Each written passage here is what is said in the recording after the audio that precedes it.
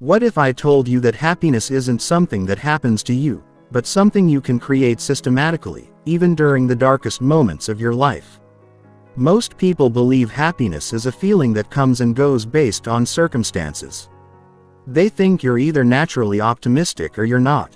They wait for life to get easier, for problems to disappear, for the perfect conditions to finally feel good. But here's the truth that will change everything. Happiness is a skill, not a feeling. And like any skill, it can be learned, practiced, and mastered. Right now, millions of people are suffering unnecessarily. They're trapped in cycles of anxiety, depression, and hopelessness, believing that their circumstances control their emotional state. They look at happy people and assume they just got lucky, that they don't face real problems, that they live in some fantasy world where everything goes right. But the research reveals something entirely different. The happiest people on earth aren't the ones with perfect lives. They're the ones who've learned to create happiness regardless of what's happening around them. This isn't about toxic positivity or pretending everything is fine when it's not. This is about understanding the actual science of well-being and applying proven strategies that work even when life feels impossible. By the time you finish this audiobook, you'll have a complete system for generating happiness on demand. A mental toolkit that works in any situation and the knowledge that your emotional state is always within your control. The difference between those who thrive and those who merely survive isn't luck, genetics, or circumstances. It's knowledge. It's understanding how your mind works and how to direct it toward well-being rather than suffering. And today you're going to learn exactly how to do that. Chapter 1. The happiness delusion that's keeping you miserable. Let me start with a question that will expose the biggest lie you've been told about happiness. When was the last time you thought I'll be happy? When I get that promotion. When I find the right person. When I lose weight. When I have more money. When this problem goes away. If you're like most people, you probably think some version of this thought every single day. And that thought is exactly what's keeping you miserable. This is called the hedonic treadmill. And it's one of the most destructive psychological patterns that humans fall into. The hedonic treadmill is the tendency to quickly return to a baseline level of happiness despite positive or negative events. You get the promotion you wanted, feel good for a few days or weeks, then return to your previous level of satisfaction. You buy something you've been wanting. Experience a temporary boost, then find yourself wanting something else. The happiness you thought would last forever fades and you're back where you started, looking for the next thing that will finally make you happy. But here's what's really happening in your brain during this process. When you get something you want, your brain releases dopamine, the neurotransmitter associated with pleasure and reward. But dopamine isn't actually about happiness. It's about anticipation and wanting. Your brain is designed to adapt to positive experiences quickly. A process called hedonic adaptation. What felt amazing yesterday becomes normal today. This isn't a bug in your system. It's a feature. Your ancestors who were never satisfied, who always wanted more, were more likely to survive and reproduce than those who were content with what they had. The problem is that this ancient survival mechanism is making you miserable in the modern world. You're constantly chasing the next thing, believing that happiness is always just one achievement, one purchase, one relationship away. But the research shows something devastating. Lottery winners, people who should be living their happiest lives, return to their baseline happiness levels within just a few years. Meanwhile, people who experience terrible tragedies, including those who become paralyzed, also return to baseline happiness levels, much faster than you'd expect.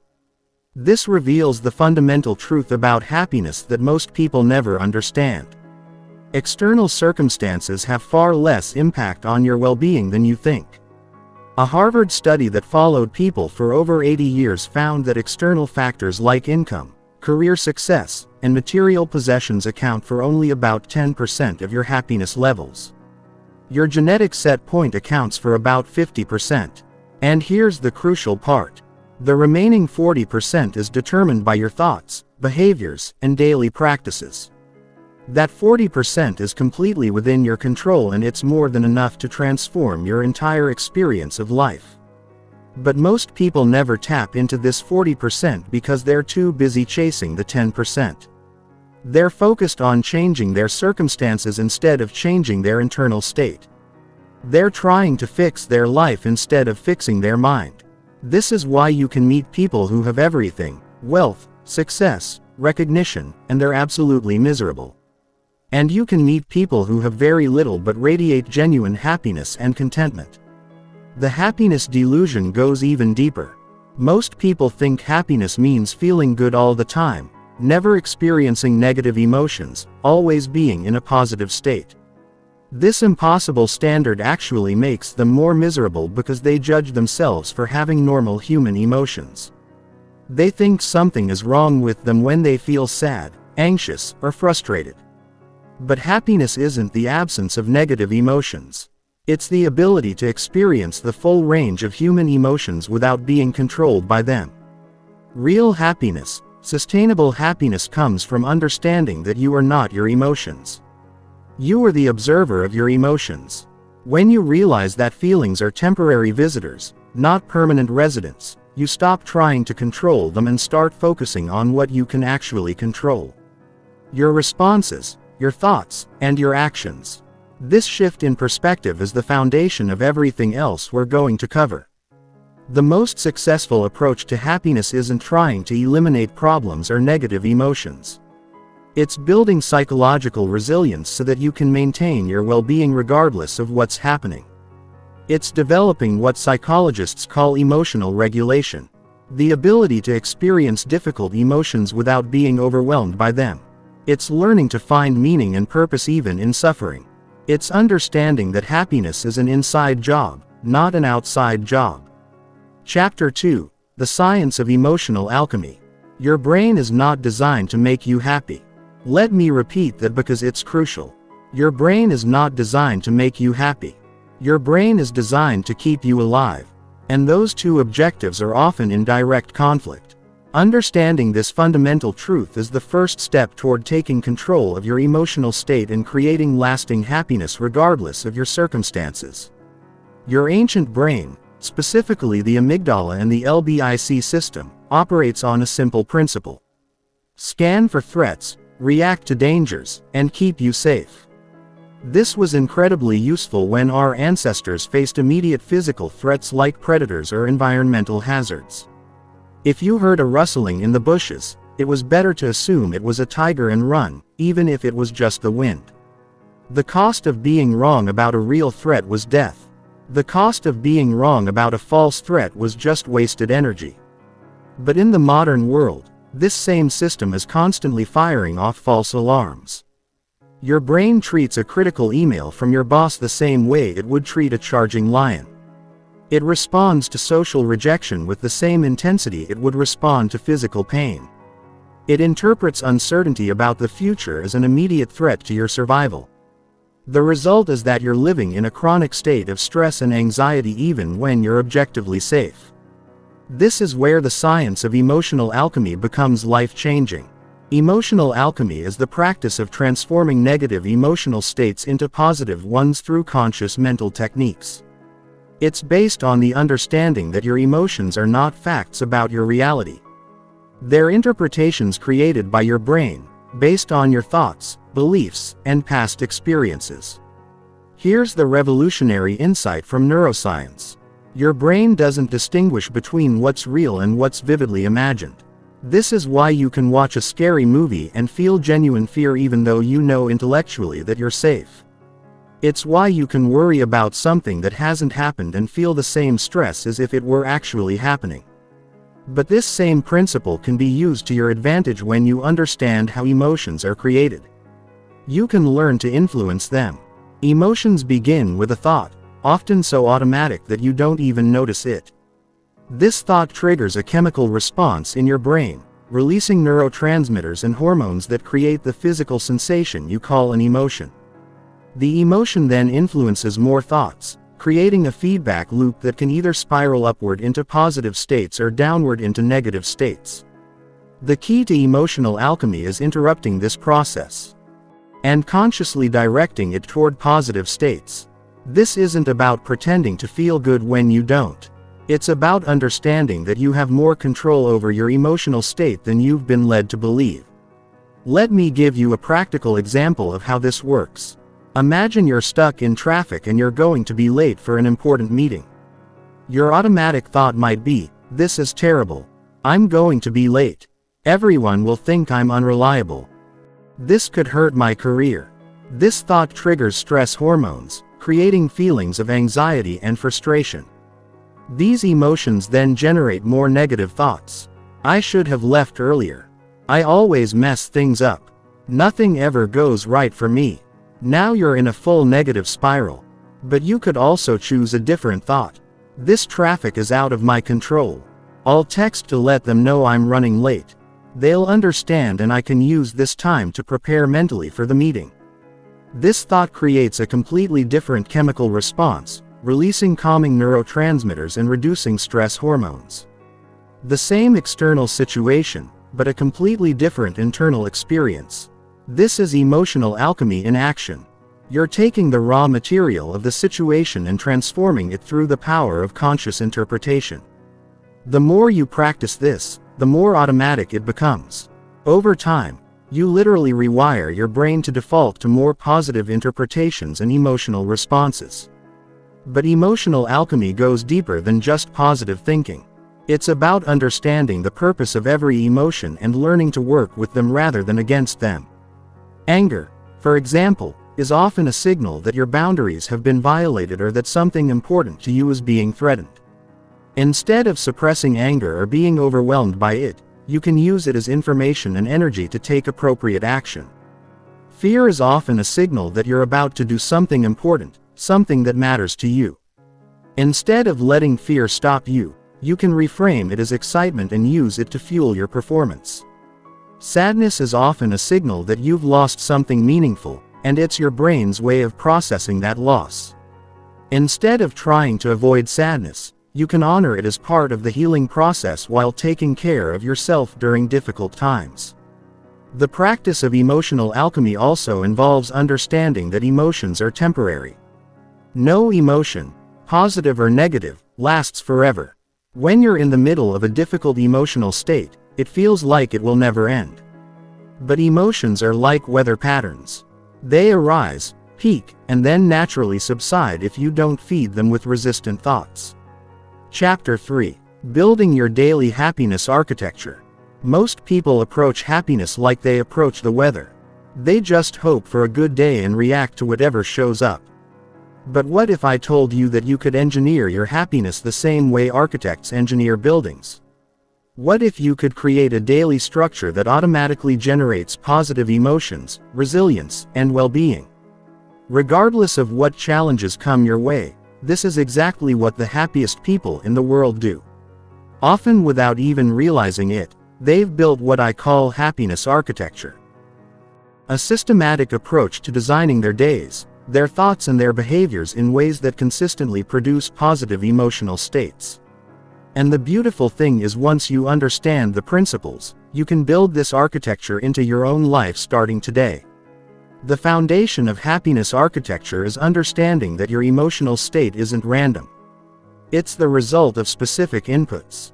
What you think about, what you focus on, how you move your body, what you consume mentally and physically, how you interact with others, and how you structure your time. When you take conscious control of these inputs, you take conscious control of your outputs. Your emotions, your energy, and your overall well-being. Let's start with the most powerful component of happiness architecture, your morning routine.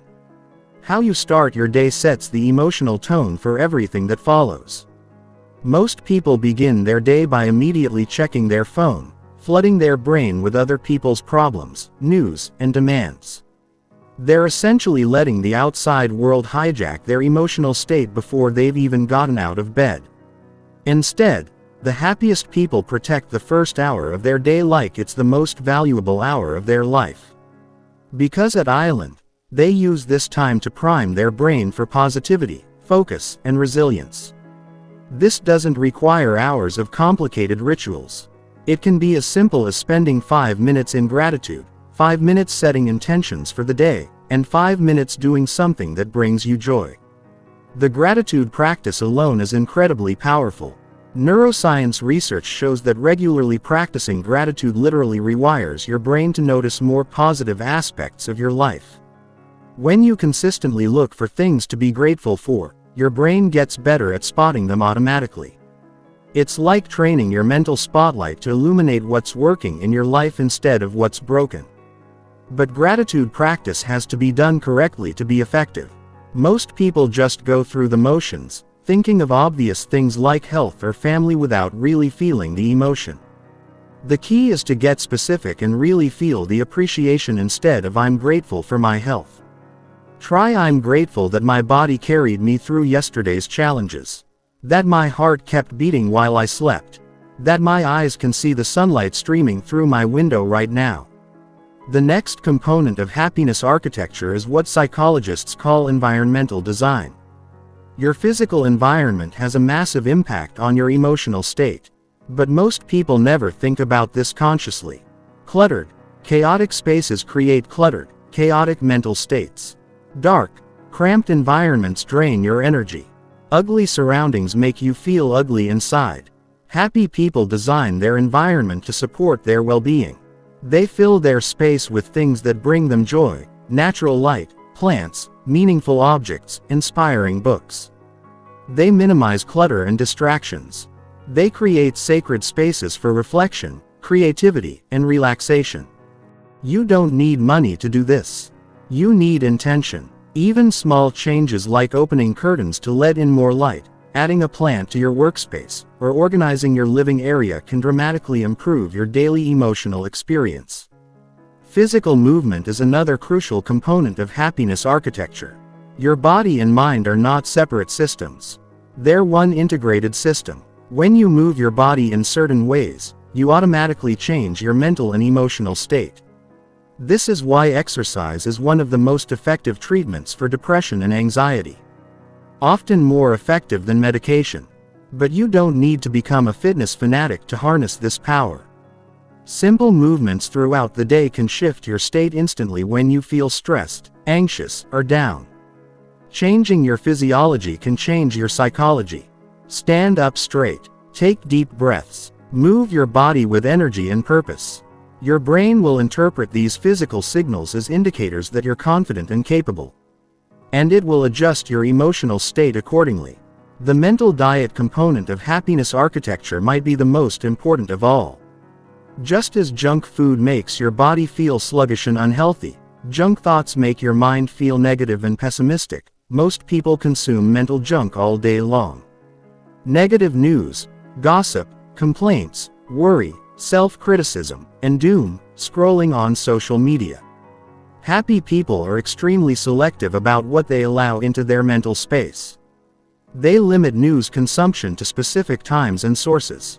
They avoid people who constantly complain or spread negativity. They choose books, podcasts, and content that educate, inspire, or entertain in positive ways. They practice what psychologists call cognitive hygiene, regularly, cleaning out negative thought patterns and replacing them with more empowering ones. The final component of happiness architecture is social connection design. Humans are social creatures, and the quality of your relationships has an enormous impact on your happiness levels. The Harvard study of adult development, which has followed people for over 80 years, found that good relationships are the strongest predictor of happiness and life satisfaction. But it's not just about having relationships. It's about having the right kind of relationships. Toxic relationships drain your energy and poison your well-being. Superficial relationships leave you feeling lonely even when you're surrounded by people. Deep, supportive relationships nourish your soul and provide resilience during difficult times. Happy people are intentional about their social connections. They invest time and energy in relationships that are mutual, supportive, and growth-oriented. They set boundaries with people who consistently bring negativity into their lives. They seek out communities and friendships based on shared values and interests. They practice vulnerability and authenticity, which deepens connections and creates genuine intimacy. Chapter 4. The Gratitude Revolution. If I could give you only one tool for creating instant happiness that works in any situation, it would be gratitude. But not the surface level going through the motions. Gratitude that most people practice. I'm talking about deep transformative gratitude that literally rewires your brain and changes your entire relationship with life. This is gratitude as a revolutionary act. A rebellion against the default negativity of the human mind. Here's what most people don't understand about gratitude. It's not just a nice feeling or a polite social behavior. Gratitude is one of the most powerful neurological interventions available to human beings. When you practice genuine gratitude, you're literally changing the structure and function of your brain in ways that make you happier, healthier, and more resilient. Dr. Robert Emmons, the world's leading researcher on gratitude, has conducted hundreds of studies showing that people who regularly practice gratitude experience significantly higher levels of positive emotions, better sleep, stronger immune systems, lower blood pressure, and more satisfying relationships. They're more optimistic, less depressed, and better able to cope with stress and trauma. They even live longer than people who don't practice gratitude. But here's the most amazing part. These benefits start showing up in just a few weeks of consistent practice. Your brain begins rewiring itself almost immediately. Gratitude activates the prefrontal cortex, the part of your brain responsible for higher-order thinking and emotional regulation. It increases the production of dopamine and serotonin, your brain's natural happiness chemicals. It strengthens the neural pathways associated with positive thinking and weakens the pathways associated with negative thinking. This happens because of a principle in neuroscience called Hebb's law. Neurons that fire together wire together.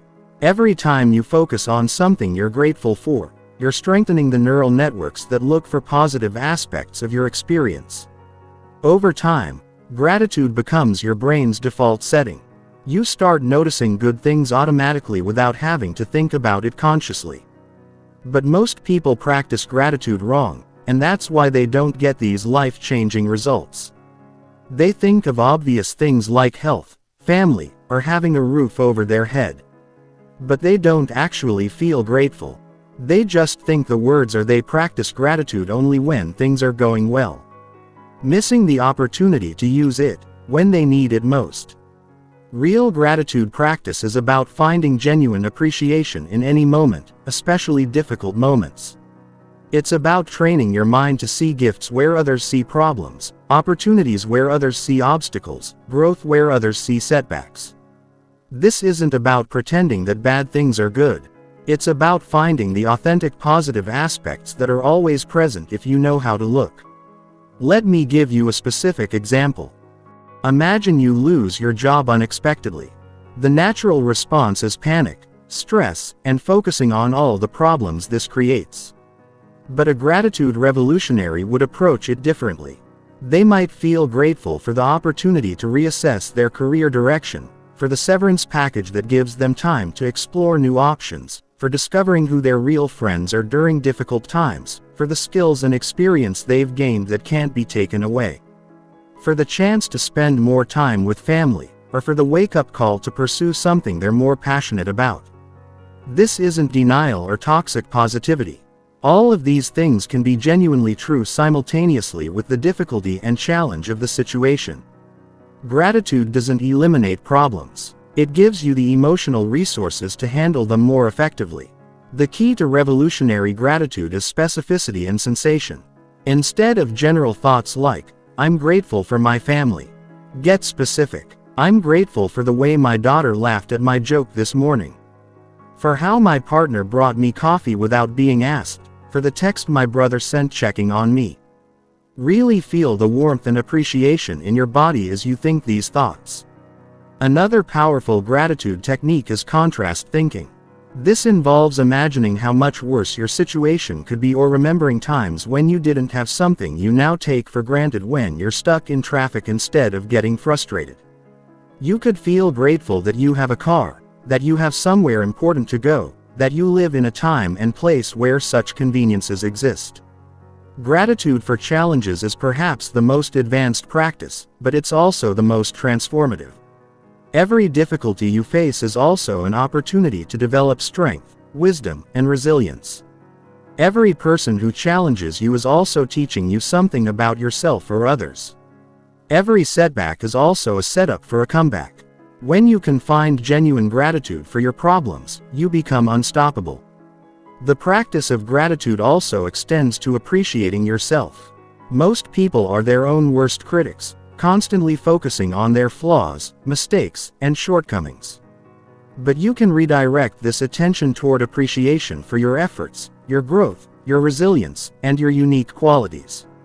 You can feel grateful for your body's incredible ability to heal and function, for your mind's capacity to learn and create, for your heart's ability to love and care. One of the most powerful gratitude practices is writing thank you letters to people who have impacted your life positively. This doesn't have to be sent, though it can be incredibly meaningful if you choose to share it. The act of deeply reflecting on how someone has contributed to your life and articulating that appreciation creates profound positive emotions for both you and them if shared. Gratitude can also be practiced in real time throughout the day instead of mindlessly going through routines. You can consciously appreciate simple pleasures.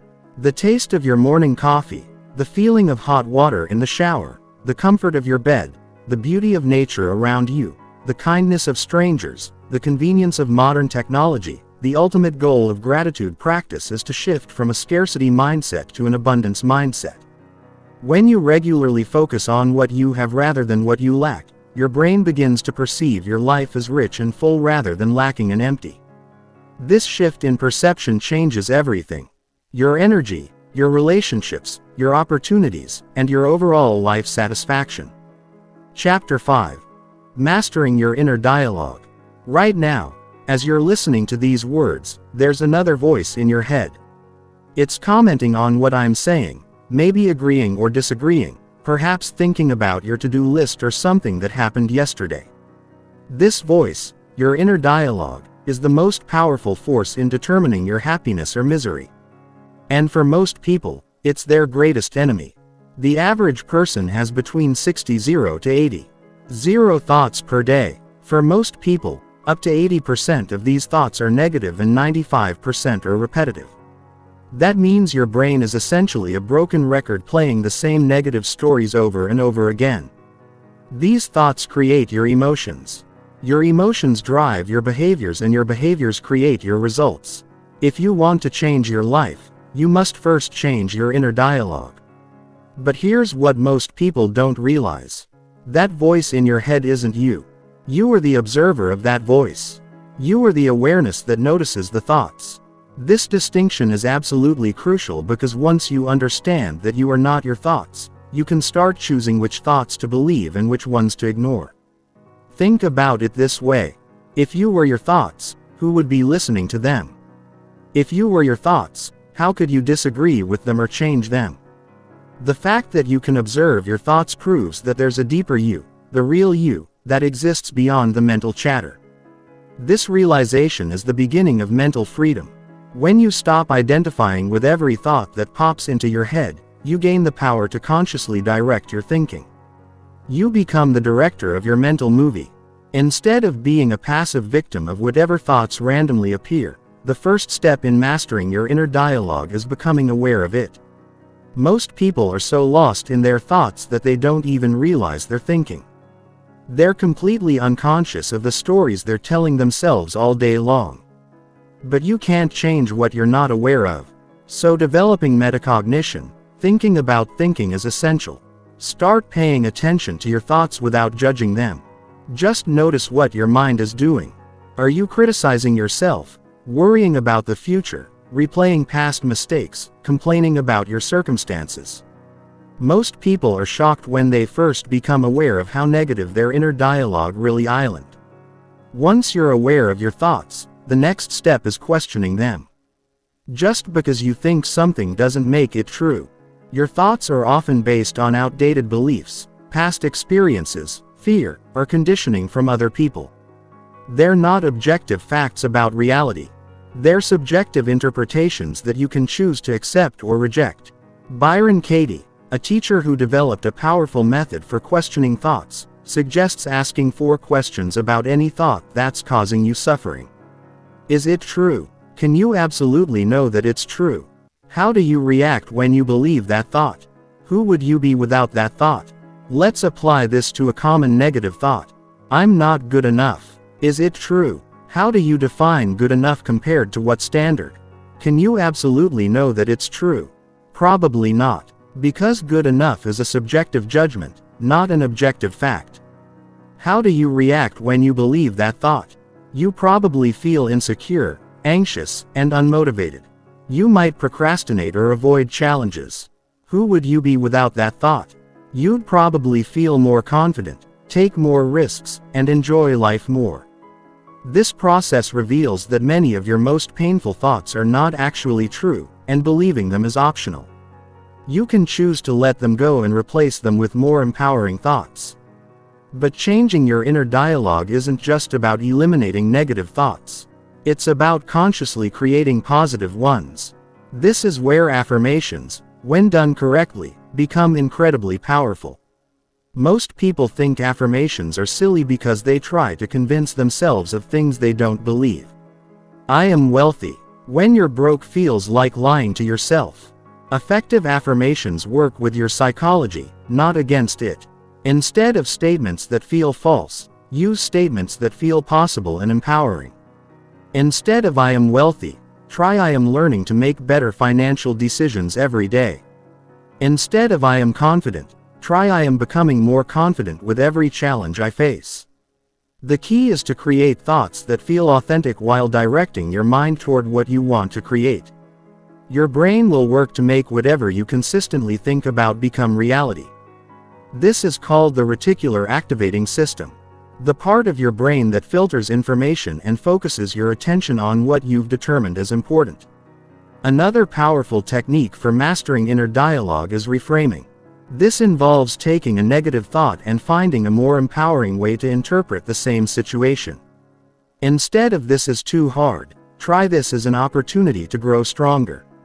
Instead of I can't handle this, try I'm learning to handle this. Instead of why does this always happen to me, try what can I learn from this experience. Reframing doesn't change external reality, but it changes your internal experience of that reality. And your internal experience is what determines your emotional state, your energy level, and your ability to respond effectively to challenges. You can also use your inner dialogue to coach yourself the way a supportive friend or mentor would. Instead of being your own worst critic, become your own best cheerleader. Talk to yourself with the same kindness and encouragement you would offer to someone you care about. Ask yourself empowering questions. What's the best thing that could happen here? How can I make this work? What would someone I admire do in this situation? The goal isn't to eliminate all negative thoughts. That's impossible and unnecessary. The goal is to stop believing and dwelling on thoughts that don't serve you and to consciously create thoughts that empower you and move you toward your goals. Chapter 6: The Relationship Code for Instant Happiness. Here's a truth that will change how you think about happiness forever. You cannot be consistently happy in isolation. Human beings are fundamentally social creatures, and the quality of your relationships is the single strongest predictor of your life satisfaction. The Harvard study of adult development, which has followed people for over 80 years, found that good relationships keep us happier and healthier than anything else. Not money, not fame, not achievement, but relationships. But most people are terrible at relationships because they approach them with a scarcity mindset instead of an abundance mindset. They focus on what they can get from others rather than what they can give. They try to control others instead of controlling themselves.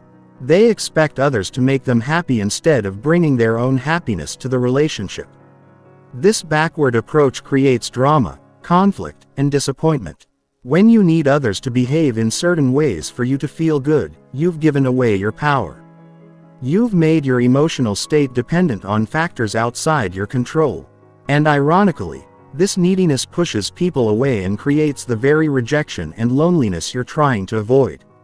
The relationship code for instant happiness flips this script completely. Instead of trying to get love, you focus on giving love. Instead of trying to be understood, you focus on understanding others.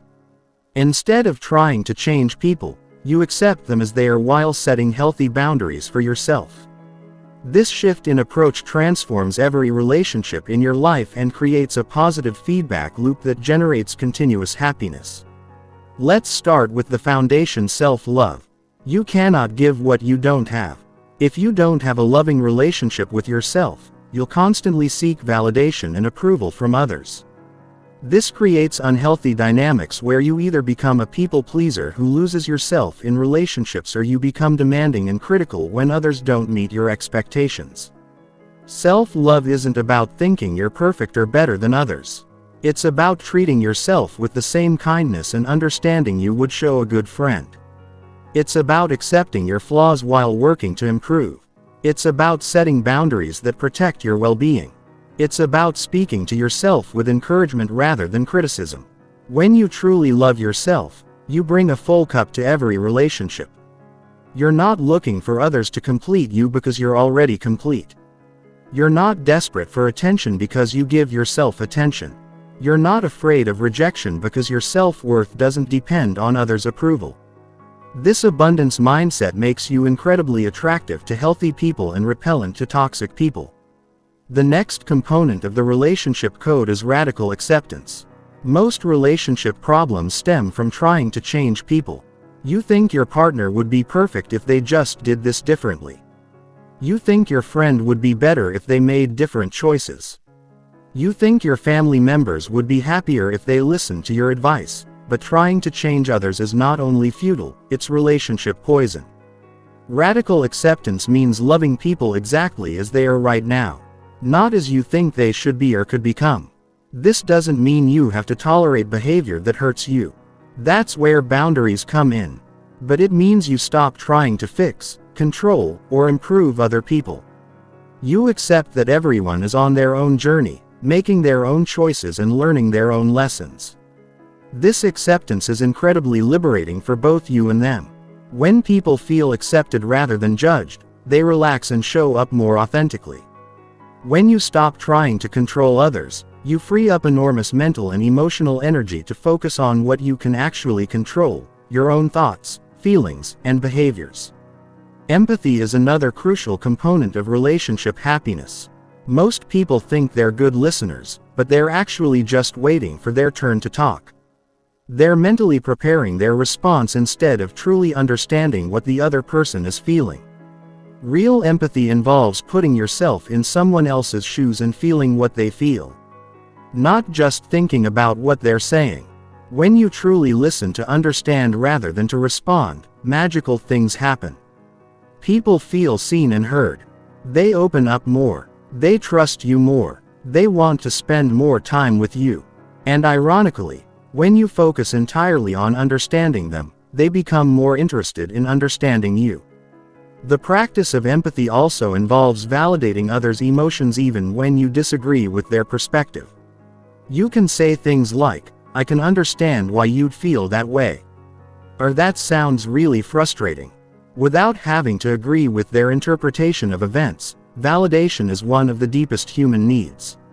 And when you provide it consistently, you become a source of emotional safety for others. Boundaries are essential for relationship happiness. But most people misunderstand what boundaries are. Boundaries are not walls you build to keep people out. They're guidelines you set for how you allow yourself to be treated. You can't control others' behavior, but you can control your response to their behavior. Healthy boundaries involve communicating your needs clearly and following through with consequences when those needs aren't respected. This might mean ending conversations when someone becomes verbally abusive, limiting time with people who consistently drain your energy, or saying no to requests that compromise your well-being. Setting boundaries feels uncomfortable at first because most people are conditioned to prioritize others' comfort over their own well-being. But boundaries actually improve relationships by creating clarity and mutual respect. They prevent resentment from building up and ensure that your relationships are based on choice rather than obligation. Gratitude and appreciation are relationship superpowers that most people underutilize. Everyone wants to feel valued and appreciated, but most people take their loved ones for granted. They focus on what's wrong rather than what's right. They complain about annoying habits instead of celebrating positive qualities. When you consistently express genuine appreciation for the people in your life, you create a positive atmosphere that makes everyone happier. You can appreciate someone's efforts even when the results aren't perfect. You can acknowledge their good intentions even when their execution falls short. You can express gratitude for their presence in your life even during difficult times. The final component of the relationship code is contribution. The happiest people are those who focus on what they can give rather than what they can get. They look for ways to add value to others' lives.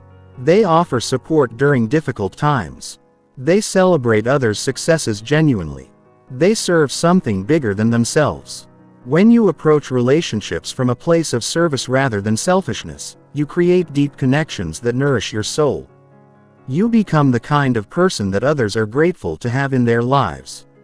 And paradoxically, when you stop trying to get love and start giving love freely, you receive more love than you ever imagined possible. Chapter 7. The Body-Mind Happiness Connection. Your body and your mind are not separate systems. They are one integrated system. And what affects one immediately affects the other. This means that your physical state has a direct and powerful influence on your emotional state. Most people try to think their way to happiness while completely ignoring the body. But the fastest way to change how you feel is often to change how you move. This isn't just motivational speaking. This is hard science. When you exercise, your body releases endorphins, dopamine, serotonin, and norepinephrine, the exact same chemicals that antidepressant medications are designed to increase. In fact, numerous studies have shown that regular exercise is as effective as medication for treating mild to moderate depression, and it has zero negative side effects. But the body-mind connection goes far deeper than just exercise. Your posture affects your confidence levels. Your breathing patterns affect your anxiety levels. Your facial expressions affect your mood. Even the way you walk can influence how optimistic or pessimistic you feel. When you understand these connections, you gain access to instant tools for shifting your emotional state. Let's start with posture, one of the most underestimated factors in emotional well-being. Social psychologist Amy Cuddy's research on power posing revealed that standing in confident positions for just 2 minutes increases testosterone by 20%. And decreases cortisol by 25%. Testosterone is associated with confidence and assertiveness, while cortisol is the stress hormone that makes you feel anxious and overwhelmed. This means that simply changing your posture can literally change your brain chemistry. When you stand tall with your shoulders back, chest open, and head held high, your brain interprets these physical signals as indicators that you're confident and capable. It then adjusts your emotional state to match your physical state. Most people do the opposite. They slouch when they feel insecure, which makes them feel even more insecure. They hunch their shoulders when stressed, which increases their stress. They look down when sad, which deepens their sadness. But you can reverse this cycle by consciously adopting confident postures even when you don't feel confident. Breathing is another incredibly powerful tool for emotional regulation. Your breath is the only part of your autonomic nervous system that you can consciously control, and it's directly connected to your emotional state. When you're anxious or stressed, your breathing becomes shallow and rapid. When you're calm and relaxed, your breathing becomes deep and slow. But here's the key insight. You can use breathing to create the emotional state you want rather than just reflecting the state you're in. When you deliberately slow down and deepen your breathing, you activate your parasympathetic nervous system, which is responsible for the rest and digest response. This immediately reduces stress hormones and increases feelings of calm and well-being. The most effective breathing technique for instant emotional regulation is called coherent breathing or resonance breathing. This involves breathing in for 4 counts, holding for 4 counts, breathing out for 4 counts, and holding for 4 counts. This pattern synchronizes your heart rate variability and creates a state of physiological coherence that optimizes both mental and emotional function. Movement is medicine for the mind. When you move your body with energy and purpose, you're telling your brain that you're alive, capable, and ready for action. This is why people who exercise regularly are significantly less likely to experience depression and anxiety. It's also why even short bursts of movement can instantly shift your mood. You don't need to become a fitness fanatic to harness this power. Simple movements throughout the day can be incredibly effective. When you feel stuck or negative, try doing jumping jacks, push-ups, or just dancing to your favorite song. For 2 minutes, the physical activity will change your brain chemistry and give you a fresh perspective on whatever you are dealing with. The type of movement matters, too. Rhythmic repetitive movements like walking, running or dancing are particularly effective for processing emotions and reducing stress. These activities engage both hemispheres of your brain and activate the default mode network, which is associated with creative problem solving and emotional integration. Your facial expressions also have a direct impact on your emotional state through what's called the facial feedback hypothesis. When you smile, even if it's forced, your brain receives signals from your facial muscles and interprets them as indicators that you're happy. This triggers the release of mood-boosting chemicals and actually makes you feel better. This works because your brain uses your facial expressions as information about how you should be feeling. If you're smiling, you must be happy. If you're frowning, you must be upset. You can use this to your advantage by consciously adopting positive facial expressions, especially during challenging times. Sleep is perhaps the most crucial factor in the body-mind happiness connection. Sleep deprivation has the same effect on your emotional regulation as alcohol intoxication. When you're sleep deprived, your amygdala, the brain's alarm system, becomes hyperactive, while your prefrontal cortex, responsible for rational thinking, becomes impaired. This means that everything feels harder when you're tired. Small problems seem like big problems. Minor irritations feel like major crises. You're more likely to make poor decisions, say things you regret, and react emotionally, rather than responding thoughtfully. On the other hand, when you're well rested, you're naturally more optimistic, resilient, and emotionally stable. Most people sacrifice sleep for productivity. But this is incredibly counterproductive. Quality sleep isn't a luxury. It's a necessity for optimal mental and emotional function. When you prioritize sleep, you're investing in your happiness, your relationships, and your overall life satisfaction. Nutrition also plays a crucial role in your emotional state. Your brain consumes about 20% of your daily calories. And what you eat directly affects how you think and feel. Foods high in refined sugar and processed ingredients create energy spikes and crashes that destabilize your mood. Meanwhile, foods rich in omega-3 fatty acids, complex carbohydrates, and antioxidants support stable mood and cognitive function.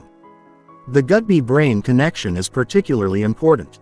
Your gut produces about 90% of your body's serotonin, the neurotransmitter that regulates mood, sleep, and appetite. When your gut health is compromised, your mental health suffers. This is why people often experience anxiety and depression alongside digestive issues. Temperature and environment also affect your emotional state. Cold exposure like cold showers or ice baths can increase norepinephrine levels and improve mood resilience. Exposure to natural light, especially in the morning, helps regulate your circadian rhythm and supports healthy sleep patterns. Being in nature, even for short periods, reduces cortisol levels and increases feelings of well-being. The key to harnessing the body-mind connection is to become conscious of how your physical state affects your emotional state and to use this knowledge strategically. When you feel down, ask yourself, how is my posture? How am I breathing? When did I last move my body? Am I well rested? Am I hydrated? Often addressing the physical aspects will automatically improve the emotional aspects. Chapter 8. Finding Meaning in the Chaos. Viktor Frankl, a Holocaust survivor and psychiatrist, made one of the most profound observations about human happiness. Everything can be taken from a man but one thing. The last of human freedoms, the ability to choose one's attitude in any given set of circumstances, to choose one's own way. Frankl discovered that even in the most horrific conditions imaginable, people could find meaning and maintain their humanity. This insight reveals a fundamental truth about happiness. It's not dependent on your circumstances. It's dependent on the meaning you assign to your circumstances. Most people wait for life to give them meaning.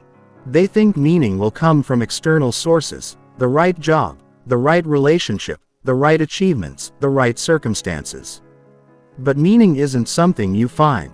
It's something you create, and the ability to create meaning from any situation, especially difficult situations, is one of the most powerful tools for maintaining happiness when life gets hard.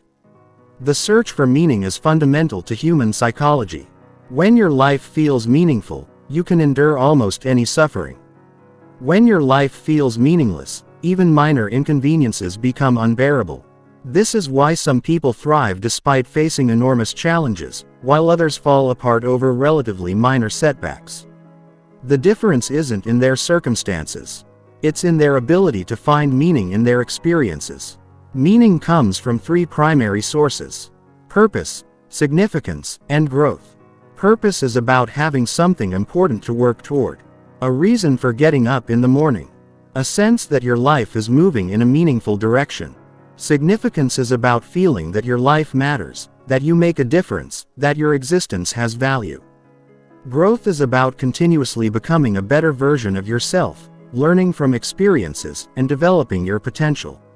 When all three elements are present, you experience what psychologists call eudaimonic well-being. A deep sense of fulfillment that goes beyond temporary pleasure or happiness. This type of well-being is more stable and enduring than hedonic well-being, which depends on external circumstances and tends to fade quickly. Purpose doesn't have to be grandiose or world-changing. It doesn't have to be your career or some major life mission. Purpose can be found in being a loving parent, creating art, helping your community, learning new skills, or simply being a positive presence in others' lives. The key is that it feels meaningful to you and connects you to something larger than yourself.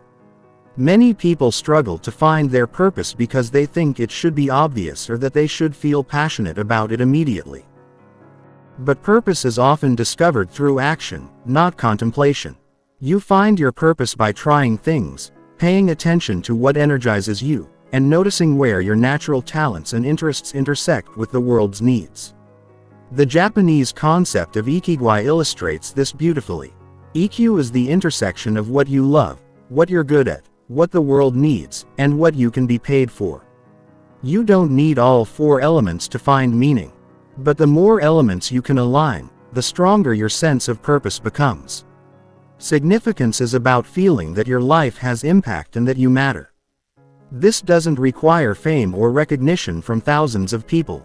Significance can come from knowing that you've helped one person through a difficult time, that you've raised children who contribute positively to the world, that you've created something beautiful, or that you've made your corner of the world a little bit better. One of the most reliable ways to create significance is through service to others. When you contribute to something beyond yourself, you automatically create meaning. This might involve volunteering, mentoring, caring for family members, or simply being kind and helpful in your daily interactions. The act of service creates a sense of connection and purpose that generates deep satisfaction. Growth and learning are also fundamental sources of meaning. Humans are naturally designed to grow, learn, and evolve throughout their lives. When you're actively developing your skills, expanding your knowledge, or working to become a better person, you feel alive and engaged. Stagnation, on the other hand, leads to feelings of emptiness and depression.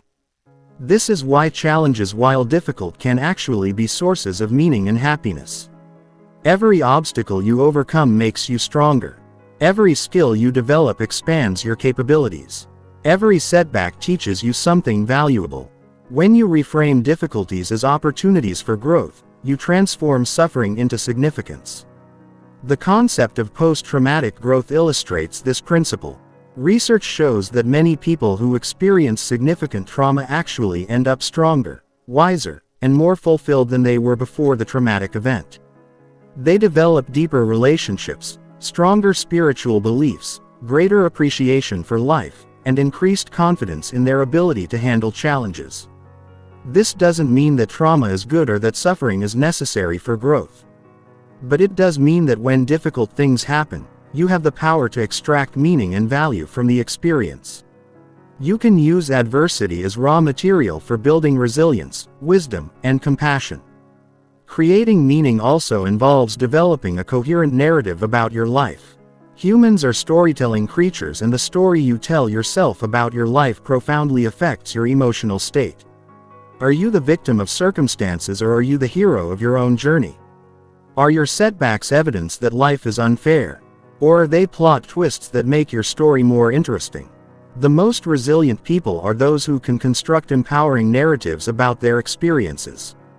They see their past challenges as preparation for future opportunities. They view their struggles as evidence of their strength rather than their weakness. They interpret their journey as meaningful rather than random. You can consciously craft your life narrative by looking for patterns, lessons, and growth in your experiences. What themes run through your life? What lessons have you learned? How have your challenges shaped you in positive ways? What unique perspective or wisdom do you have to offer because of what you've been through? Legacy thinking is another powerful way to create meaning. When you consider how you want to be remembered and what impact you want to have on the world, your daily actions take on greater significance. You're not just living for today. You're contributing to something that will outlast you. This doesn't require having children or creating monuments. Your legacy might be the kindness you show to others, the problems you solve, the beauty you create, or the positive changes you make in your community. When you live with legacy consciousness, every interaction becomes an opportunity to create meaning. The practice of meaning making is especially important during difficult times. When you're facing loss, illness, failure, or other challenges, asking, "What can I learn from this?" or "How can this make me stronger?" helps you find purpose in pain. It doesn't eliminate the difficulty, but it transforms suffering into something meaningful rather than meaningless. Chapter 9. Emotional Aikido. Transforming negative emotions into power. Most people fight their negative emotions like their enemies to be defeated. They try to suppress anger, avoid sadness, eliminate fear, and escape anxiety. But this approach is not only ineffective, it's counterproductive. What you resist persists, and what you try to push away often grows stronger. The secret to emotional mastery isn't eliminating negative emotions. It's learning to transform them into sources of power and wisdom. This transformation process is what I call emotional Aikido. Borrowing from the martial art that teaches you to redirect an opponent's energy rather than meeting force with force. In emotional Aikido, you don't fight your feelings. You flow with them. You don't suppress them. You harness them. You don't judge them as good or bad. You use them as information and energy. Every emotion, even the ones that feel terrible, serves a purpose. Emotions are your internal guidance system, providing valuable information about your environment, your relationships, and your needs. When you learn to decode and redirect emotional energy, you gain access to incredible power and wisdom that most people never discover. Let's start with anger, one of the most misunderstood emotions. Most people see anger as entirely negative, something to be controlled or eliminated. But anger is actually a powerful signal that something important to you is being threatened or violated. It's your internal alarm system alerting you to injustice, boundary violations, or unmet needs. The problem isn't anger itself. It's what most people do with anger. They either explode outward, damaging relationships and creating more problems, or they implode inward, turning anger into self-criticism and depression. But there's a third option. Transforming anger into constructive action. When you feel angry, instead of asking, "How can I get rid of this feeling?" ask, "What is this anger trying to tell me?" Often anger is pointing you towards something that needs to change. Maybe someone is taking advantage of you and you need to set boundaries. Maybe you're tolerating something you shouldn't tolerate. Maybe you need to advocate for yourself or others. Anger contains enormous energy that can fuel positive change when channeled correctly. Some of the greatest social movements in history were powered by righteous anger about injustice. Some of the most important personal transformations begin with anger about unacceptable situations. The key is to feel the anger fully without acting on it immediately. Let the emotion move through your body. Notice where you feel it physically. Breathe deeply and allow the intensity to peak and then naturally subside. Once you're no longer in the grip of the emotion, you can use its message and energy to take appropriate action. Fear is another emotion that most people misinterpret. Fear feels terrible, so people assume it's entirely negative. But fear is actually trying to protect you. It's your brain's way of alerting you to potential danger so you can respond appropriately. The problem is that in the modern world, your fear system often overreacts to situations that aren't actually dangerous. But fear also points you toward growth opportunities. Often the things you're most afraid of are the things that would most transform your life if you did them. Fear of rejection keeps you from pursuing meaningful relationships. Fear of failure keeps you from taking career risks. Fear of judgment keeps you from expressing your authentic self. When you reframe fear as excitement, everything changes. Fear and excitement create almost identical physical sensations. Increased heart rate, heightened alertness, energy surging through your body. The only difference is your interpretation. When you tell yourself, "I'm excited," instead of, "I'm scared," you transform fear energy into performance energy. This technique called anxiety reappraisal has been proven effective in numerous studies. People who reframe their anxiety as excitement perform better on tests, give better presentations, and take more productive risks. You're not trying to eliminate the sensation. You're changing what it means. Sadness is perhaps the most avoided emotion in our culture. People will do almost anything to avoid feeling sad. They'll stay busy, medicate with substances, distract themselves with entertainment, or rush into new relationships. But sadness serves a crucial function in emotional health. Sadness is your psyche's way of processing loss and integrating difficult experiences. When you avoid sadness, you prevent yourself from fully healing and moving forward. Unprocessed grief and sadness get stored in your body and mind, creating chronic emotional and physical problems. The transformative power of sadness lies in its ability to deepen your capacity for compassion both for yourself and others. People who have fully experienced and processed their own sadness become more empathetic, understanding, and emotionally intelligent. They develop what researchers call emotional granularity, the ability to distinguish between subtle emotional states and respond appropriately. Sadness also connects you to what matters most in your life. You don't feel sad about losing things you don't care about. Sadness reveals your values and priorities. It shows you what's truly important. When you honor your sadness instead of avoiding it, you gain clarity about what deserves your time and energy. Anxiety, while uncomfortable, often contains important information about areas of your life that need attention. Sometimes anxiety is your intuition alerting you to real problems that need to be addressed. Sometimes it's your mind's way of preparing you for important challenges. Sometimes it's a signal that you're not living in alignment with your values. Instead of trying to eliminate anxiety, you can use it as a catalyst for positive action. Anxious energy can fuel preparation, planning, and problem solving. When you channel anxiety into productive activities, you often discover that taking action reduces the anxiety naturally. Jealousy and envy, while painful, can reveal important information about your desires and values. When you feel jealous of someone, you're often seeing something you want for yourself. Instead of judging these feelings, you can use them as guidance about what you want to create in your own life. The practice of emotional Aikido involves several key principles. First, you must feel emotions fully rather than avoiding or suppressing them. Emotions are energy in motion and they need to move through your system to be processed. When you block emotions, you create energetic stagnation that manifests as physical tension, mental fog, and emotional numbness. Second, you must separate the emotion from the story.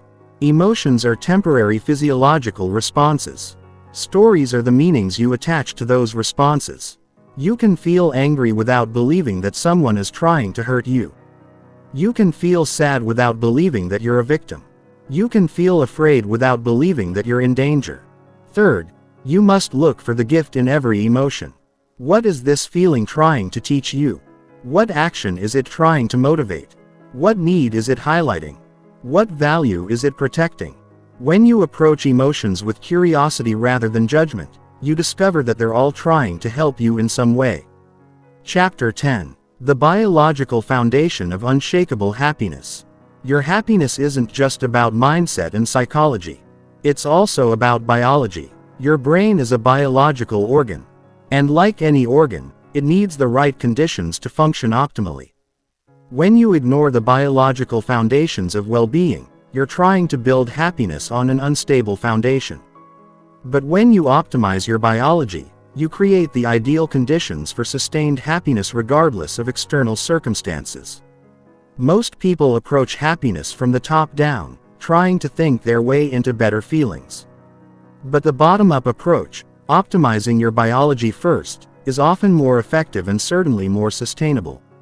When your brain chemistry is balanced, your hormones are optimized, and your nervous system is regulated. Positive emotions arise naturally. You're working with your biology instead of against it. Let's start with sleep, the foundation of all well-being. Sleep isn't just rest. It's when your brain literally cleans itself. During deep sleep, your brain's glimpy system flushes out toxic proteins and metabolic waste that accumulate during waking hours.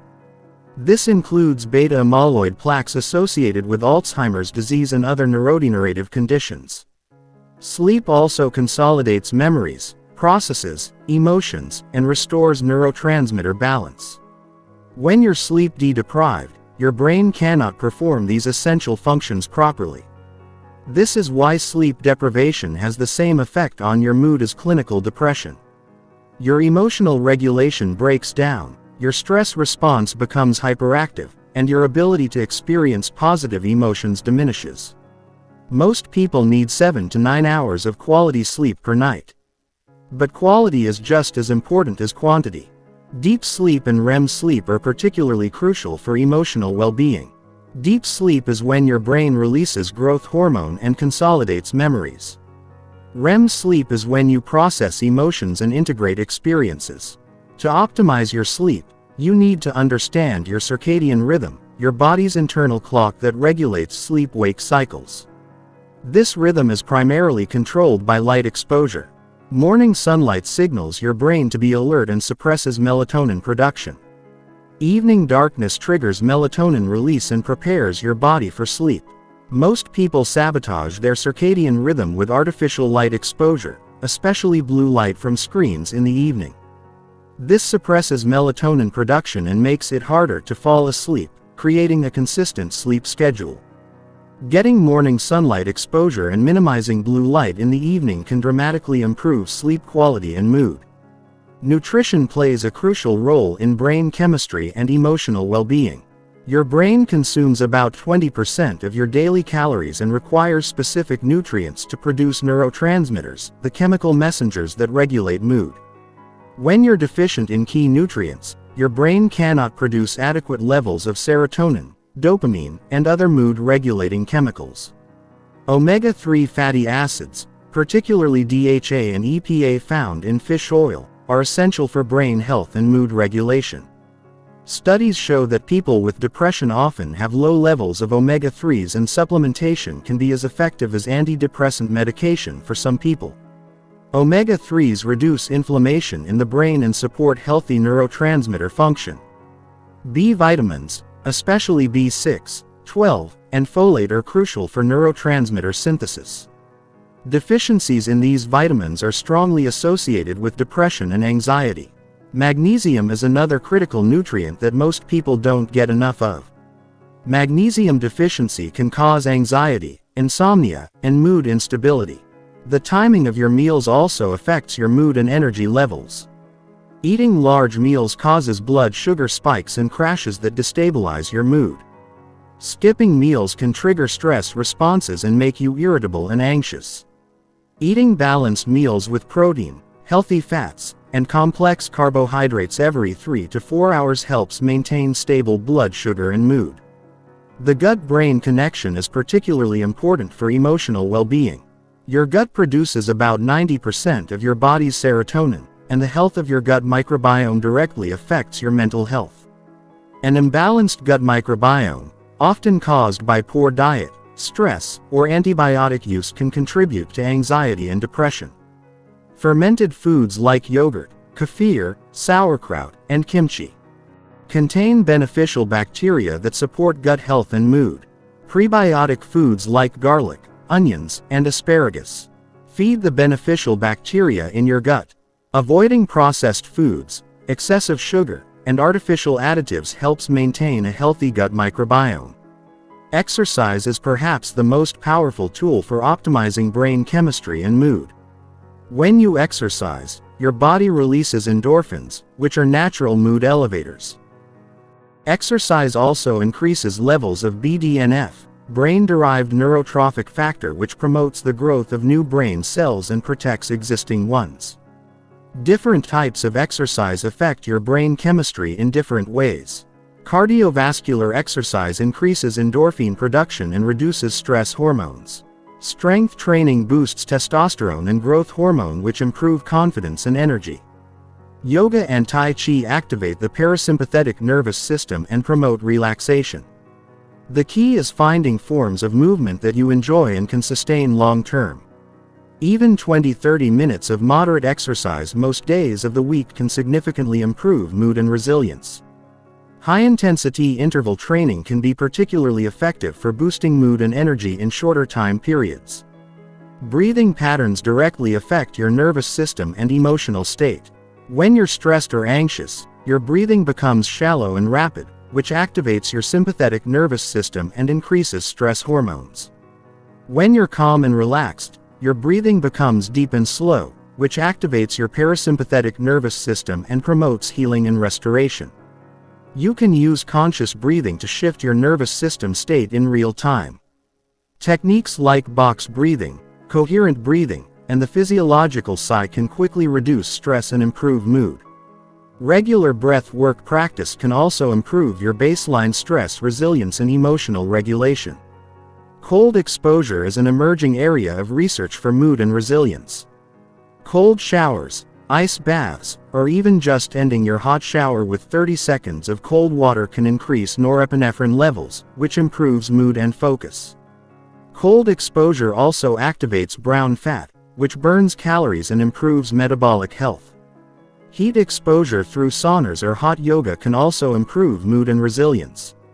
Heat shock proteins produced during heat exposure protect your brain cells and may reduce the risk of neurodegenerative diseases.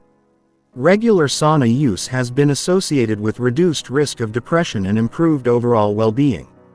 Sunlight exposure is crucial for vitamin D production and circadian rhythm regulation. Vitamin D deficiency is strongly associated with depression, especially seasonal affective disorder. Getting 15-30 minutes of direct sunlight exposure daily, particularly in the morning, can significantly improve mood and energy levels. Social connection isn't just psychological, it's biological. Positive social interactions release oxytocin, the bonding hormone that reduces stress and promotes feelings of safety and connection. Loneliness, on the other hand, triggers inflammatory responses that are associated with depression and various health problems. Understanding these biological foundations allows you to create a comprehensive approach to happiness that addresses both mind and body. When you optimize your sleep, nutrition, exercise, breathing, and social connections, you create the ideal biological conditions for sustained well-being and emotional resilience. Chapter 11. Building Bulletproof Mental Resilience. Life will test you. It will knock you down, disappoint you, break your heart, and challenge everything you believe about yourself and the world. This isn't a possibility, it's a guarantee. The question isn't whether you'll face adversity. The question is whether you'll have the mental resilience to bounce back stronger than before. Resilience isn't something you're born with or without. It's a skill you can develop. And once you master it, you become virtually unstoppable. Most people think resilience means being tough, emotionless, or unaffected by difficulties. But true resilience is the opposite. It's the ability to feel deeply, be affected by challenges, and still maintain your core strength. And optimism, it's like a tree that bends in the storm but doesn't break. That loses its leaves in winter but grows them back in spring. The foundation of mental resilience is what psychologists call cognitive flexibility. The ability to adapt your thinking when circumstances change. Rigid thinking leads to rigid responses which often make problems worse. Flexible thinking allows you to find creative solutions, see opportunities in obstacles, and maintain hope even in difficult situations. Cognitive flexibility starts with understanding that your first interpretation of any situation is not necessarily the most accurate or helpful one. Your brain is designed to make quick judgments based on limited information. But these snap judgments are often biased by fear, past experiences, or negative thinking patterns. Resilient people have learned to pause and consider alternative interpretations before reacting. When something bad happens, ask yourself, what else could this mean? What opportunities might this create? What lessons might this teach me? How might this redirect me towards something better? What strengths might this help me develop? These questions don't deny the reality of the difficulty, but they help you find empowering ways to respond to it. Another crucial component of resilience is what researchers call realistic optimism. This isn't blind positivity or denial of problems. It's the ability to see situations accurately while maintaining hope that things can improve. Realistic optimists acknowledge current challenges while believing in their ability to overcome them. This type of optimism is based on evidence and action, not just wishful thinking. You develop realistic optimism by building a track record of overcoming difficulties, learning from setbacks, and gradually expanding your capabilities. Every time you face a challenge and survive it, you prove to yourself that you can handle more than you initially thought. Resilient people also have what psychologists call an internal locus of control. They believe that their actions and choices have a significant impact on their outcomes. This doesn't mean they think they can control everything that happens to them, but they focus on what they can influence rather than feeling helpless about what they can't control. When faced with adversity, people with an internal locus of control ask questions like, what can I do about this? How can I influence this situation? What's within my power to change? What can I learn from this? How can I prepare better for next time? This mindset keeps them focused on solutions rather than problems. The practice of reframing is essential for building resilience. Reframing involves changing the meaning you assign to events without changing the facts. A job lost can be reframed as an opportunity to find better work.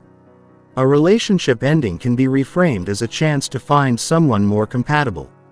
A health challenge can be reframed as motivation to take better care of yourself. Effective reframing requires you to look for authentic positive aspects of difficult situations. This isn't about pretending bad things are good. It's about finding genuine benefits, lessons, or opportunities that exist alongside the challenges.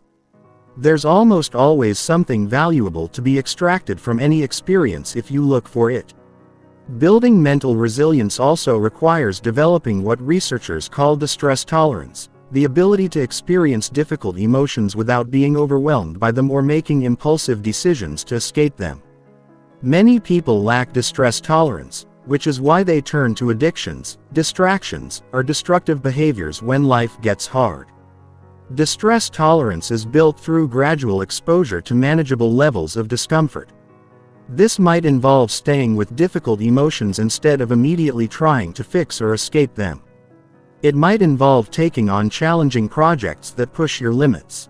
It might involve having difficult conversations you've been avoiding. The goal isn't to seek out suffering, but to build confidence in your ability to handle whatever comes your way. When you know you can survive difficult emotions and challenging situations, you become much more willing to take risks, pursue meaningful goals, and live authentically. Social support is another crucial factor in resilience. Humans are not designed to handle major challenges alone. Having people you can turn to for emotional support, practical help, or different perspectives significantly increases your ability to bounce back from setbacks. But building social support requires vulnerability and reciprocity. You have to be willing to share your struggles with others and also be there for them when they're struggling. Many people isolate themselves during difficult times, which makes recovery much harder and slower. Post-traumatic growth is the highest level of resilience. This occurs when people don't just recover from trauma or adversity, but actually become stronger, wiser, and more fulfilled than they were before the difficult experience.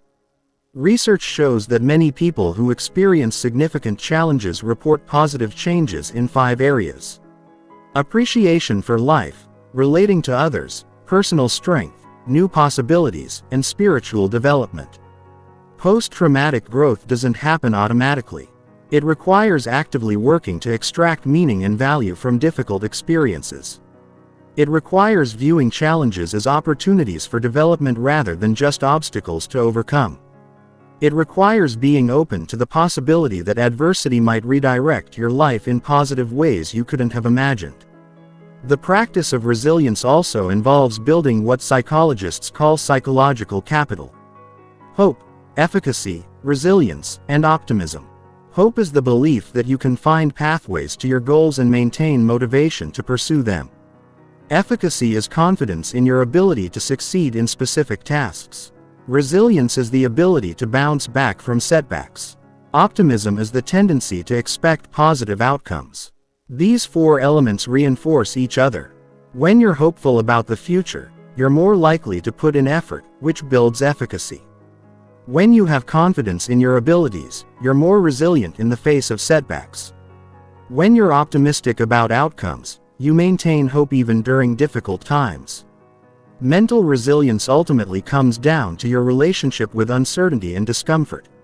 Life is inherently uncertain, and trying to eliminate all uncertainty and discomfort is both impossible and counterproductive.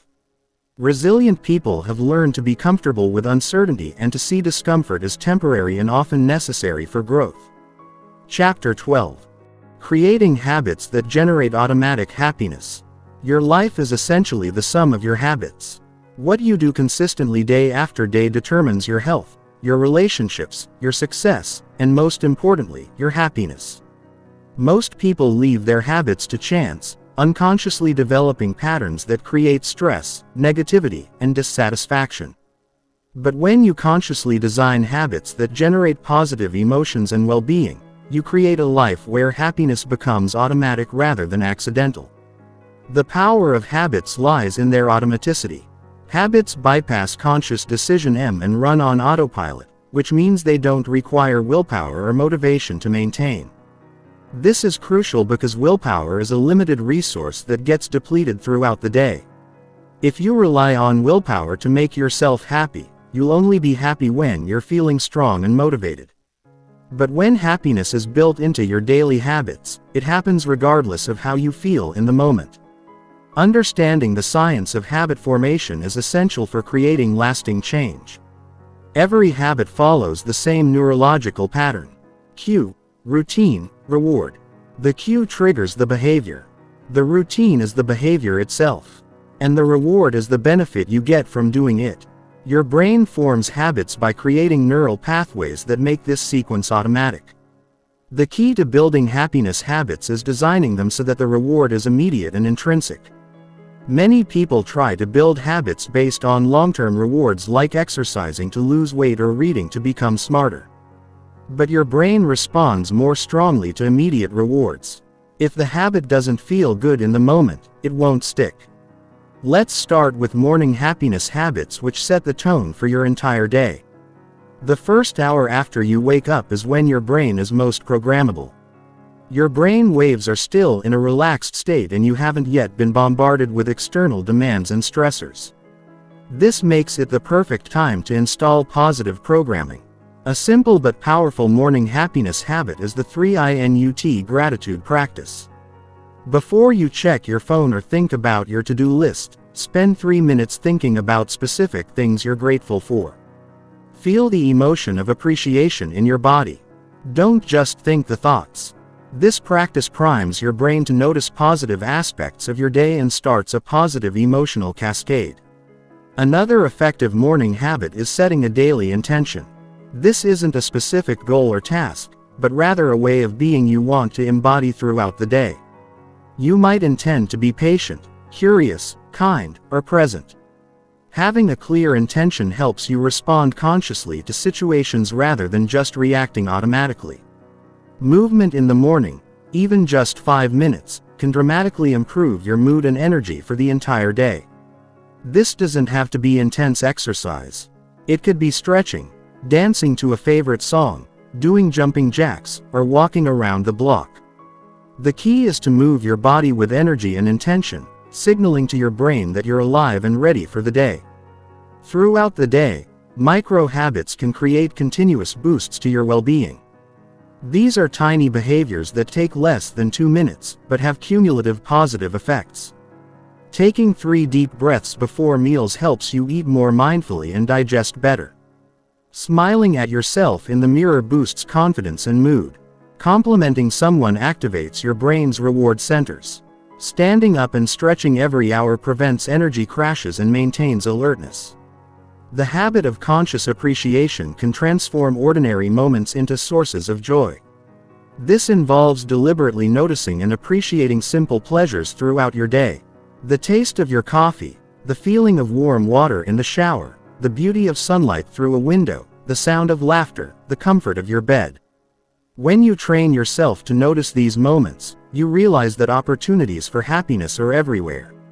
Social connection habits are particularly powerful for sustained well-being. This might involve texting one person daily to check in, having phone-free meals with family, scheduling regular coffee dates with friends, or joining communities based on shared interests. Social habits create positive feedback loops because other people respond positively to your consistency, which motivates you to maintain the habits. Evening habits are crucial for processing the day and preparing for restorative sleep. A simple evening reflection practice involves asking yourself 3 questions.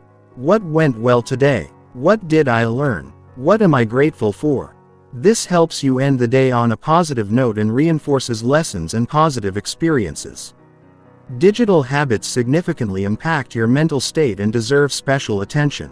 The habit of checking your phone first thing in the morning floods your brain with other people's agendas and problems before you've even gotten out of bed. Creating a morning phone-free zone allows you to start the day from your own center rather than external chaos. Similarly, consuming news and social media without limits creates a constant stream of negative emotions and comparison. Setting specific times for digital consumption and choosing positive educational content over sensational or negative content protects your mental environment. The Keystone Habit concept developed by researcher Charles Duhigg suggests that some habits naturally trigger positive changes in other areas of your life. Exercise is a classic keystone habit because people who exercise regularly often start eating better, sleeping better, and managing stress more effectively. Meditation is another keystone habit that tends to improve emotional regulation, focus, and self-awareness. Building happiness habits requires starting small and focusing on consistency rather than intensity. Most people fail at habit change because they try to do too much too soon.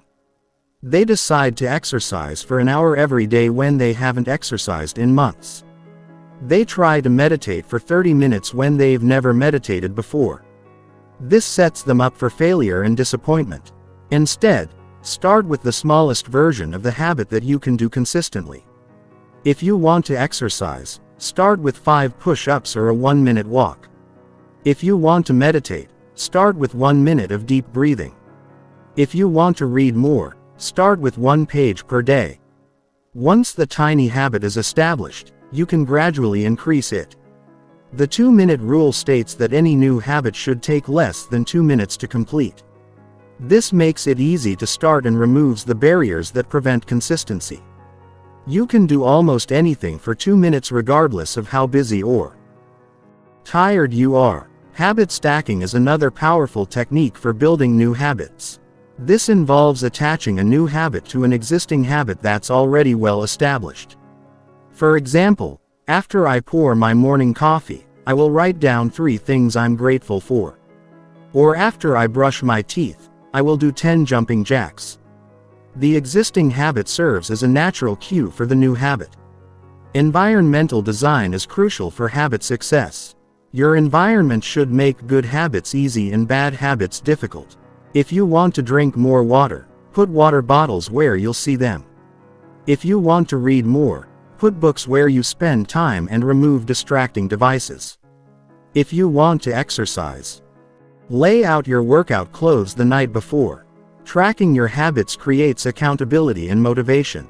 This doesn't have to be complicated. A simple check mark on a calendar can be effective. Seeing a chain of successful days creates momentum and makes you reluctant to break the streak. The most important aspect of happiness habits is that they should feel good in the moment, not just produce long-term benefits. If a habit feels like a chore or punishment, you won't stick with it. Find ways to make your habits immediately rewarding. Listen to favorite music while exercising. Read books you genuinely enjoy. Practice gratitude for things that genuinely move you. Chapter 13. Protecting your energy from energy vampires. Not all people are good for your well-being. Some people, no matter how much you care about them, consistently drain your energy, dampen your mood, and undermine your happiness. These energy vampires can be family members, friends, colleagues, or romantic partners. Learning to identify them and protect yourself from their negative influence is essential for maintaining your emotional well-being and creating a life filled with joy and positivity. Energy vampires aren't necessarily bad people, though some certainly can be toxic or manipulative. Often, they're people who are struggling with their own issues, but haven't learned healthy ways to cope. They unconsciously seek to feel better by drawing energy from others, complaining constantly, creating drama, or demanding excessive attention and support. The problem is that many people, especially those with empathetic and caring personalities, feel obligated to absorb others' negative energy and try to fix their problems. They think they're being helpful or loving, but they're actually enabling destructive patterns while sacrificing their own well-being. You cannot save people from themselves, and trying to do so often hurts both you and them. Recognizing energy vampires requires paying attention to how you feel before, during, and after interacting with different people. Energy givers leave you feeling uplifted, inspired, and energized. Energy vampires leave you feeling drained, heavy, and depleted. If you consistently feel worse after spending time with someone, regardless of your affection for them, they're likely an energy vampire. Common types of energy vampires include the chronic complainer, who sees problems in everything, but never takes action to improve their situation. They want to vent endlessly, but aren't interested in solutions. They use you as an emotional dumping ground, expecting you to absorb their negativity without offering anything positive in return. The drama creator thrives on conflict and chaos. They're always involved in some crisis, usually of their own making, and they want you to get involved in their drama. They may gossip constantly, stir up trouble between others, or create unnecessary conflict in situations that could be peaceful. The victim has a story about how everyone and everything is against them. They take no responsibility for their circumstances and blame external factors for all their problems. They're addicted to sympathy and will reject any suggestion that they have power to change their situation. The narcissist makes every conversation about themselves. They're not interested in your thoughts, feelings, or experiences except as they relate to them. They may be charming and entertaining, but the relationship is entirely one-sided. The guilt tripper uses emotional manipulation to get what they want. They make you feel responsible for their emotions and use phrases like, "If you really cared about me, you would." Or, "You're the only one who understands me." They exploit your kindness and empathy for their own benefit. Protecting yourself from energy vampires requires setting and enforcing clear boundaries. Boundaries aren't walls to keep people out. They're guidelines for how you allow yourself to be treated. You have the right to protect your emotional well-being. And setting boundaries is not selfish. It's necessary. The first step in boundary setting is recognizing that you cannot change other people. You can only change how you respond to them. Stop trying to fix, rescue, or change energy vampires. Stop taking responsibility for their emotions or problems. Stop allowing their mood to determine your mood. Practical boundary setting techniques include limiting the time you spend with energy vampires. You might decide to see certain family members only at large gatherings rather than one-on-one. You might limit phone conversations to specific time periods. You might avoid certain topics of conversation that always lead to negativity. The gray rock method is useful for dealing with particularly toxic individuals. This involves becoming as boring and unresponsive as possible when they try to engage you in drama or manipulation. Give short, non-committal responses and avoid sharing personal information that they could use against you. Physical boundaries are sometimes necessary. This might mean leaving when someone becomes abusive or manipulative. It might mean hanging up the phone when a conversation becomes toxic. It might mean blocking someone on social media who consistently posts negative content. Emotional boundaries involve not absorbing others' emotions as your own. Just because someone is upset doesn't mean you have to be upset. Just because someone is anxious doesn't mean you have to feel anxious. You can be compassionate without taking on their emotional burden. The key to maintaining boundaries is consistency. Energy vampires will test your boundaries repeatedly, especially when you first start setting them. They may escalate their behavior, guilt-trip you, or accuse you of being mean or selfish. This is normal and temporary. If you remain consistent, they'll eventually accept your boundaries or remove themselves from your life. Sometimes protecting your energy requires ending relationships entirely. This is never easy, especially with family members or long-term friends. But sometimes it's necessary for your mental health and well-being. You have the right to remove people from your life who consistently harm your emotional state, regardless of your history with them. When ending toxic relationships, be clear and direct. Rather than slowly fading away or hoping they'll get the hint, let them know that you need space or that the relationship isn't working for you. You don't owe them a detailed explanation or justification. You don't need their permission or agreement to end the relationship. Guilt is the biggest obstacle to protecting yourself from energy vampires. You might feel guilty for setting boundaries with family members, ending friendships, or refusing to help people who seem to need you. But remember that you cannot help others from an empty cup. Taking care of your own well-being first enables you to be more helpful to others in the long run. Replace guilt with the understanding that healthy relationships are mutually beneficial. Good relationships involve give and take, support during difficult times, and genuine care for each other's well-being. If a relationship is consistently one-sided, with you always giving and the other person always taking, it's not a healthy relationship regardless of what you call it. Surrounding yourself with energy givers is just as important as avoiding energy vampires. Actively seek out people who inspire you, support your growth, share your values, and contribute positively to your life. These relationships will naturally crowd out the toxic ones and create a positive social environment that supports your happiness. Building a strong support network of positive people creates resilience against energy vampires. When you have multiple sources of emotional support and positive interaction, you're less likely to tolerate toxic behavior from others. You'll also be less tempted to stay in unhealthy relationships out of loneliness or fear. Chapter 14. The Art of Present Moment Awareness. The present moment is the only moment where happiness can actually be experienced. You cannot be happy in the past because the past no longer exists. You cannot be happy in the future because the future hasn't happened yet. Happiness only exists now in this moment. Yet most people spend their entire lives somewhere else mentally, missing the only time when joy is actually available. The average person spends 47% of their waking hours thinking about something other than what they're currently doing. And these mind-wandering episodes consistently predict lower levels of happiness. When your mind is wandering, you're not experiencing life. You're experiencing your thoughts about life. And thoughts about life are almost always less satisfying than the actual experience of living. Present moment awareness, also called mindfulness, isn't about emptying your mind or stopping thoughts. It's about becoming aware of what's happening right now, both internally and externally, without getting lost in mental narratives about it. It's the difference between experiencing rain and thinking about rain, between feeling love and analyzing love, between living your life and thinking about your life.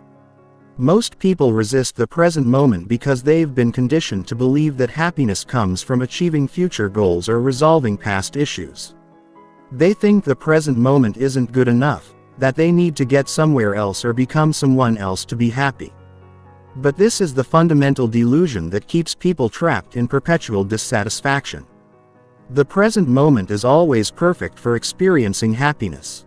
Not because external circumstances are always ideal, but because happiness is an internal state that doesn't depend on external conditions. You can feel peaceful while experiencing chaos. You can feel grateful while facing challenges. You can feel love while dealing with difficult people. The key is learning to access these states consciously rather than waiting for circumstances to create them automatically. Developing present moment awareness begins with understanding the difference between pain and suffering. Pain is the unavoidable physical and emotional discomfort that comes with being human. Suffering is the mental elaboration we add to pain through our thoughts and resistance. When you stub your toe, the physical pain is unavoidable. But the mental suffering, the story about how clumsy you are or how this ruins your day, is optional. Most of what we call suffering is actually resistance to what's already happening. When you fight reality, when you wish things were different, when you replay past events or worry about future possibilities, you create mental suffering that has nothing to do with present moment circumstances. The practice of acceptance doesn't mean you like everything that happens. It means you stop wasting energy fighting what's already happened or might happen.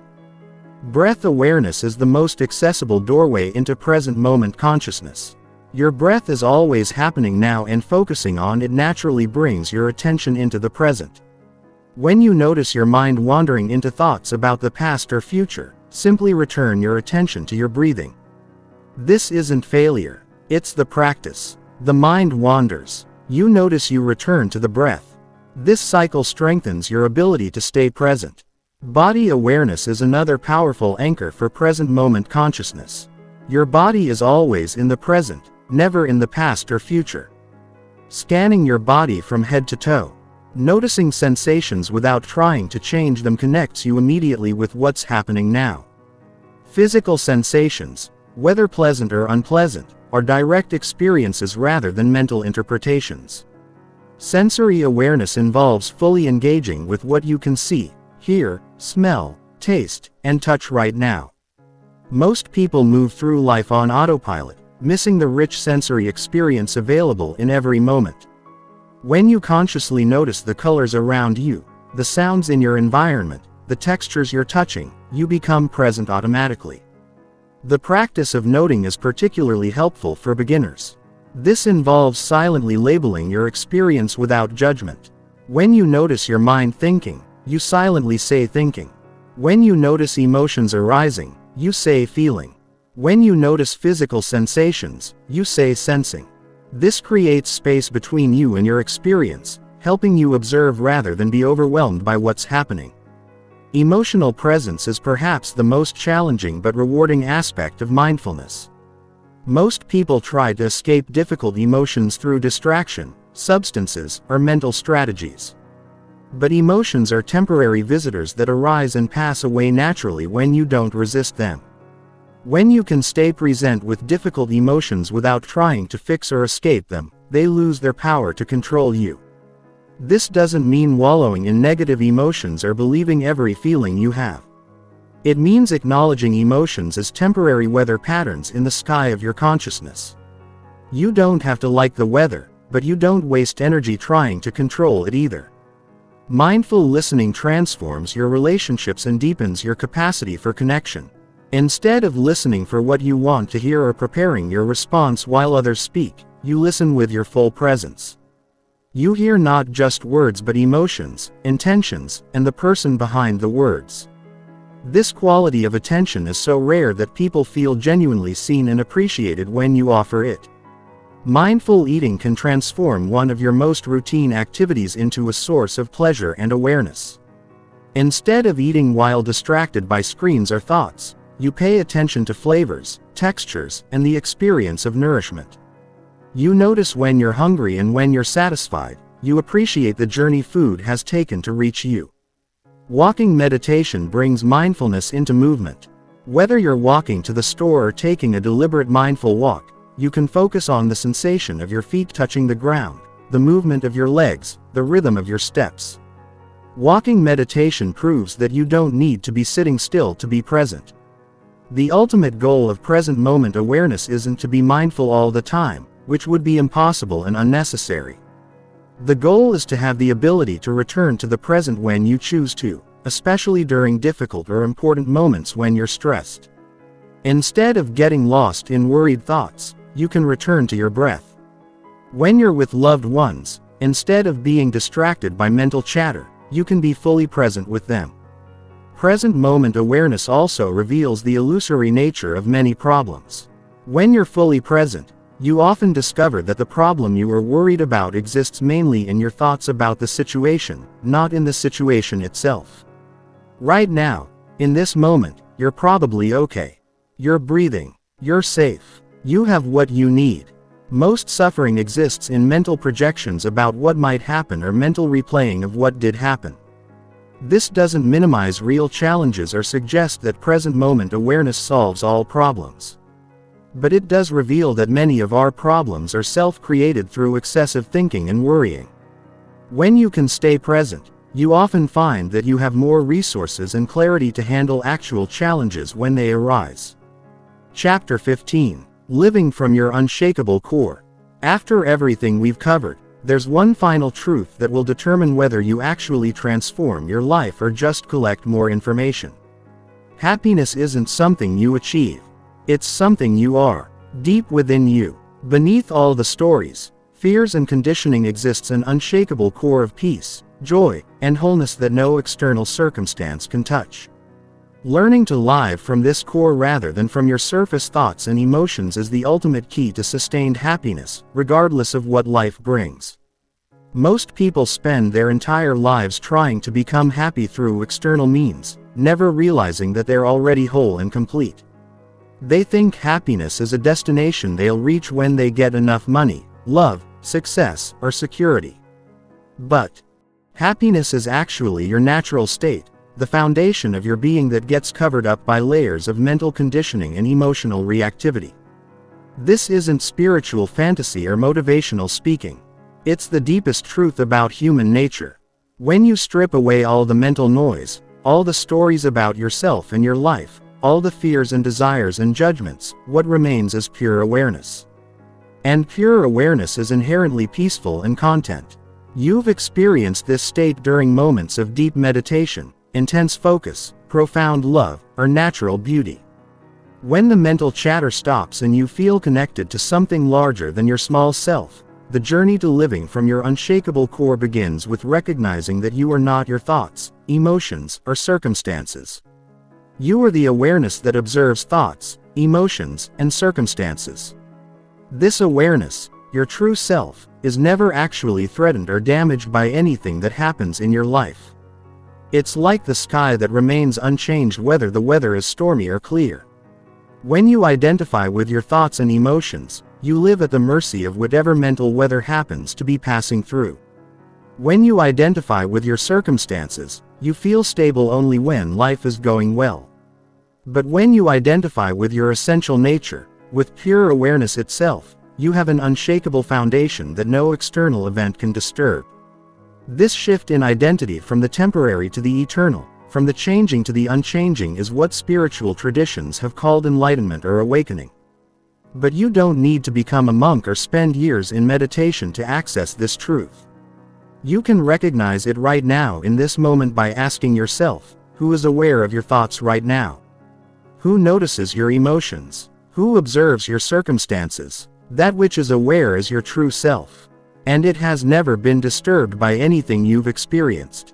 It was present during your happiest moments and your most difficult challenges. It's present now as you listen to these words. And it will be present throughout whatever else you experience in life. This awareness is your refuge, your sanctuary, your unshakable core. Living from this core doesn't mean becoming detached or indifferent to life. It means engaging fully with life from a place of inner stability rather than inner chaos. It means caring deeply about things that matter while not being destroyed when they don't go as planned. It means feeling emotions fully while not being controlled by them. It means participating completely in the human experience while maintaining connection to something beyond it. This perspective transforms how you approach challenges. Instead of seeing difficulties as problems that threaten your happiness, you see them as opportunities to discover how unshakable you really are. Instead of trying to control external circumstances to feel secure, you find security in your ability to remain centered regardless of what happens. When you live from your unshakable core, you stop waiting for life to be perfect before you allow yourself to be happy. You realize that perfection isn't the absence of problems. It's the presence of peace within any circumstance. You understand that security isn't having everything under control. It's knowing that you can handle whatever comes. This doesn't happen overnight, and it doesn't happen once and then stay forever. It's a gradual process of remembering who you really are beneath all the layers of conditioning. Every time you choose peace over reactivity, presence over mental chatter, love over fear, you're strengthening your connection to your unshakable core. The practices we've covered throughout this audiobook, gratitude, mindfulness, emotional regulation, relationship skills, physical optimization, all serve to clear away the obstacles that prevent you from experiencing your natural state of happiness. They're not ways to become happy. They're ways to remove what's blocking the happiness that's already there. Some days you'll feel deeply connected to this truth, and other days you'll feel completely lost in surface thoughts and emotions. This is normal and part of the process. The goal isn't to be enlightened all the time. It's to have moments of recognition that gradually become more frequent and stable.